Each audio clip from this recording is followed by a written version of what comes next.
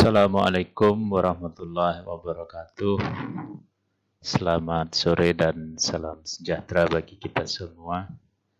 Baik, anak-anak, pada sesi kali ini Bapak akan menjelaskan terkait materi tentang kepadatan tikus.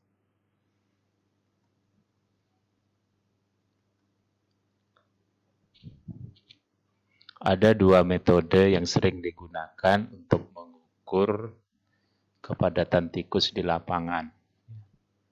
Metode itu yang pertama adalah metode survei langsung, yaitu dengan menyebar trapping atau perangkap tikus. Sedangkan metode yang kedua adalah metode perkiraan atau metode estimasi. Oke, baik, kita bahas satu persatu. Survei langsung atau trapping, yaitu menggunakan perangkap tikus. Area untuk pemasangan trapping itu ketentuannya adalah untuk 1 hektar area itu dipasang trapping atau perangkap sebanyak 100 buah dengan umpan bervariasi. Tergantung umpannya, umpan yang disenangi oleh tikus. Nanti bisa ikan asin, bisa kelapa bakar, bisa potongan ayam, tulang ayam, dan lain sebagainya. Silahkan divariasi. Rumus dari trapping ini adalah TR sama dengan jumlah trapping yang dipasang plus tikus. Jadi jumlah trapping atau perangkap yang dapat tikus dibagi dengan seluruh jumlah trapping atau perangkap yang dipasang di lapangan dikali 100%. Maka ketentuannya ada 4 kriteria untuk menentukan tingkat kepadatan dari tikus itu berdasarkan hasil perangkap atau trapping ini. Jika hasil perhitungannya dari rumus di atas itu PR lebih dari 25%, maka kategorinya kepadatan daerah tersebut adalah sangat padat. Kemudian yang kedua, jika TR-nya lebih dari 17,5 sampai dengan 25%, maka tingkat kepadatan tikus di area tersebut tergolong padat. Kemudian yang ketiga adalah jika TR lebih dari 10 sampai dengan 17,5%, maka tingkat kepadatan tikus di area tersebut tergolong cukup padat. Dan yang keempat, jika TR lebih dari 0,0 sampai dengan 10%, maka tingkat kepadatan tikus di daerah tersebut adalah rendah. Catatan yang harus kita ingat, TR itu tidak menjadi indikator untuk tingkat bahaya suatu daerah, karena dia hanya menggambarkan tentang tingkat kepadatan tikus saja. Tetapi indikator kebahayaan itu adalah berdasarkan indeks pinjal atau IP. Nanti berapa banyak pinjal yang ditemukan di tubuh tikus. Itu nanti baru kita hitung pada slide berikutnya. Yang kedua adalah metode perkiraan atau metode estimasi. Asumsinya adalah bila kita ketemu 1 ekor tikus, baik hidup atau mati di daerah kita atau di lingkungan kita, maka itu bisa kita asumsikan atau bisa kita prediksi bahwa di area atau wilayah tersebut itu terdapat 20 ekor tikus untuk area 10 meter kubik. Jadi kalau ketemu 1 ekor, berarti kita perkirakan atau kita estimasi di daerah itu ada 20 ekor. Kalau lebih dari 1 ekor, berarti tinggal kita kalikan saja dengan 20 ekor. Misal kalau di lapangan, kita ketemu di suatu gedung dengan volume 30 meter kubik. Kemudian didapatkan 10 ekor tikus. Maka kalau kita ingin memasang trapping, maka kita perkalikan saja 30 meter kubik itu dibagi 10 ekor tikus, dikali 20 ekor tikus untuk area 10 meter kubik tadi. Maka hasilnya adalah 60 buah.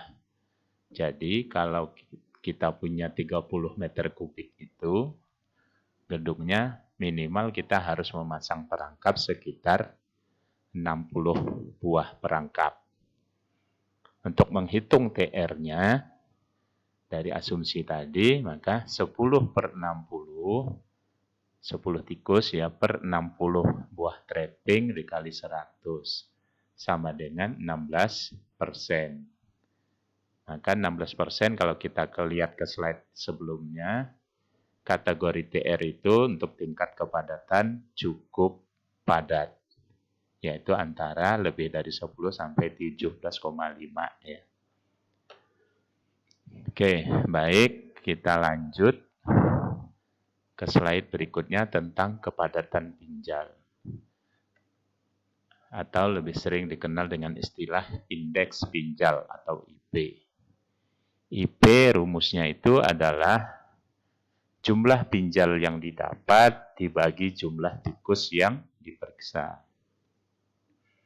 Jadi ini berdasarkan hasil perangkap. Misalkan nanti kita dapat 10 ekor tikus, nanti kita sisir tikus yang 10 ekor itu, kita periksa 10 ekor, dari 10 itu nanti ada berapa yang di dalam atau di tubuh tikus itu yang mengandung pinjal atau kita dapatkan pinjal. Kalau 10 ekornya dapat berarti 10 per 10. Maka IP-nya 1. Tapi kalau ternyata jumlah pinjal yang didapat itu lebih banyak, ya, dari jumlah tikus yang diperiksa, maka hasilnya bisa saja seperti yang di bawah ini. Jika hasilnya indeks pinjal lebih dari 1, kemudian 30% tikus yang kita periksa itu dihuni oleh pinjal. Jadi kalau misalkan tadi 10 ekor tikus kita periksa, ternyata ada 4 ekor tikus yang ada pinjalnya, maka itu sudah lebih dari 30%. Karena 4 per 10 itu 40%. Kemudian 25% pinjal adalah Xenopsila geopis. Jadi ada berapa ekor pinjalnya yang kita dapatkan. Kalau 25% dari pinjal yang kita dapatkan itu adalah termasuk spesiesnya itu Xenopsila geopis, maka 3 kriteria ini sudah terpenuhi. Kesimpulannya adalah suatu daerah atau wilayah tersebut rentan terhadap penyakit pes. Indeks pinjal ini menjadi indikator rentan atau tidaknya suatu daerah terhadap penyakit pes. Jadi, ini yang harus diperhatikan. Kalau 3 kriteria ini pada saat kita melakukan survei tikus dan kita lakukan penyisiran, kriteria ini terpenuhi, maka kita dapat menyimpulkan bahwa di daerah tersebut itu rentan terhadap kejadian penyakit pes. Sehingga harus kita laporkan untuk mencegah terjadi kejadian luar biasa penyakit pes di daerah tersebut. Berikutnya, persen tikus plus pinjal itu sama dengan jumlah tikus plus pinjal dibagi jumlah tikus yang diperiksa dikali 100%. Itu tadi kriteria yang kedua ya. Misal, jumlah tikus yang diperiksa adalah 30 ekor. Tikus yang di tubuhnya ada pinjal ternyata dari 30 ekor itu kita temukan 10 ekor. Jumlah pinjal tertangkap 35 ekor. Dan pinjal Xenopsila geopis itu ternyata 10 ekor. Jawabannya, maka persen tikus plus pinjal sama dengan 10 per 30 kali 100%, 33%, sudah melebihi 25%. Persen Xenopsilas Shopeis 10/35 kali 100%, 28,6%, melebihi 25%. Maka indeks pinjalnya adalah 35/30 sama dengan 1,6. Maka 3 kriteria tadi itu sudah terpenuhi. Kesimpulannya adalah di daerah ini itu adalah rentan terhadap penyakit pes. Oke, saya rasa itu penjelasan terkait dengan indeks pinjal dan kepadatan tikus.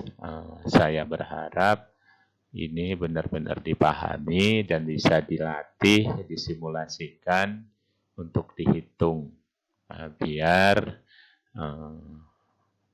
kalian semua bisa mengkonversi atau mengaplikasikan hitungan-hitungan ini di kondisi sebenarnya nanti, misalkan kalau kita melakukan praktek atau melakukan survei penangkapan tikus di lapangan. Baik, mungkin itu yang bisa sampaikan, kurang lebihnya saya mohon maaf, saya akhiri. Wabillahi taufik wal hidayah. Assalamualaikum warahmatullahi wabarakatuh. Selamat sore dan salam sejahtera bagi kita semua.